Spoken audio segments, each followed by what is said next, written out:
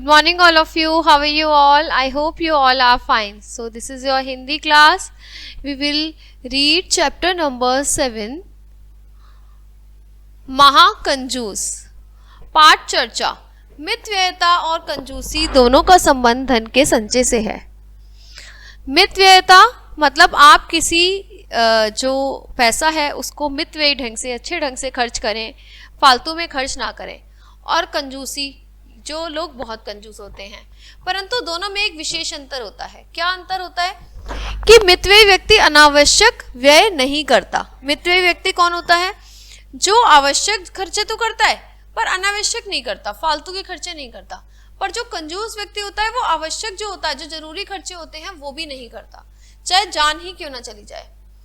ऐसे ही एक कंजूस की कथा इस पाठ में दी गई है। किसी गांव में गूढ़धन नाम का एक व्यापारी रहता था। एक व्यापारी था, उसका नाम क्या था? गूढ़धन। वह अत्यंत कंजूस था, बड़ा ही कंजूस था वो। उसने बहुत सा धन एकत्र कर लिया था। उसने अपने व्यापार से बहुत सारा धन एकत्र किया था, लेकिन कभी भी उसे खर्च नहीं करता था। कभी भी उसे खर्च कहीं भी करता नहीं था, चाहे कितना भी जरूरी काम हो। एक बार की बात है, उसके गांव में अकाल पड़ गया। एक बार अकाल पड़ गया, ना खाने को खाना था, ना पीने को पानी था। सब लोग अकाल की वजह से मरने पड़े। ठीक है, मरने लगे थे। चारों ओर त्राही त्राही मच गई। चारों ओर लोग क्या कर रहे थे? कह रहे थे बचाओ बचाओ बचाओ। लोग भूख से मरने लगे। गूढ़धन ने सोचा इस अकाल में मेरे धन का उपयोग मेरे परिवार के लोग ना कर लें। उसने सोचा कि मेरे पास धन है और इसका प्रयोग मेरे परिवार वाले बिल्कुल कर ही ना लें, इसलिए मैं इसे कहीं गुप्त स्थान पर छुपा देता हूँ। कहीं जाके इसे ऐसे स्थान पर छुपा देता हूँ जहाँ से इसे कोई ढूंढ ना पाए। उसने ऐसा ही किया। जब उसके परिवार वाले उसके पास धन मांगने के लिए आए तो वह बोला, तुम लोगों को पता है यह धन मेरे लिए प्राणों से भी बढ़कर है, फिर तुम लोग इसे मांग रहे हो, तो इससे अच्छा ये है कि तुम लोग मेरे प्राण ही मांग लो। उसने कहा, ये धन तो मुझे अपने प्राणों से, अपने जीवन से भी ज्यादा प्यारा है, तुम मेरे प्राण मांग लो, पर मुझसे ये धन मत मांगो, मैं नहीं दूंगा तुम्हें ये। उसके परिवार वाले बिना अन्न के, उसने अपने बीवी को, अपने बच्चे को कुछ खाने को नहीं दिया, कुछ पैसे नहीं दिए, और वो बिना अन्न के एक एक दिन करके मरने लगे। परंतु उसने किसी को कुछ दे नहीं दिया। अब वह बिना कुछ खाए दिन बिताने लगा। अब उसने भी कुछ नहीं खाया बहुत दिन तक, क्योंकि वो धन खर्च ही नहीं कर सकता था। उसने अपने मन में सोचा, जिस धन के बिना मेरी पत्नी और बच्चे मर गए, अब उस धन का प्रयोग मैं अपने जीवन रक्षा के लिए कैसे करूं?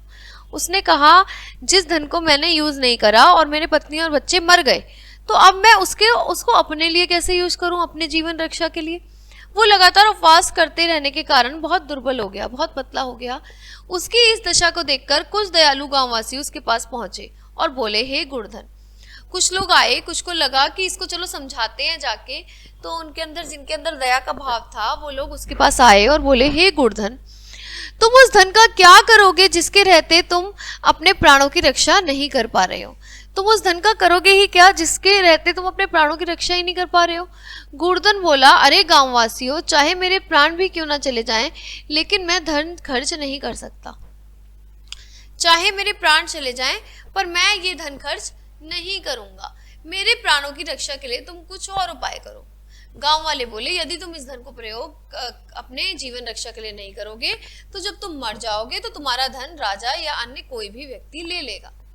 उसने कहा कि अगर तुम इसका प्रयोग अपने लिए नहीं करोगे तो जब तुम मर जाओगे तो राजा या कोई भी व्यक्ति तुम्हारा ये धन जो है वो ले लेगा। गूढ़धन अत्यंत गर्व से बोला, वे कोई दूसरे ही मूर्ख बुद्धि वाले व्यक्ति होंगे जिनका धन राजा या अन्य लोग ले लेते होंगे, मैं तो अपना धन गले से बांधकर मरूंगा।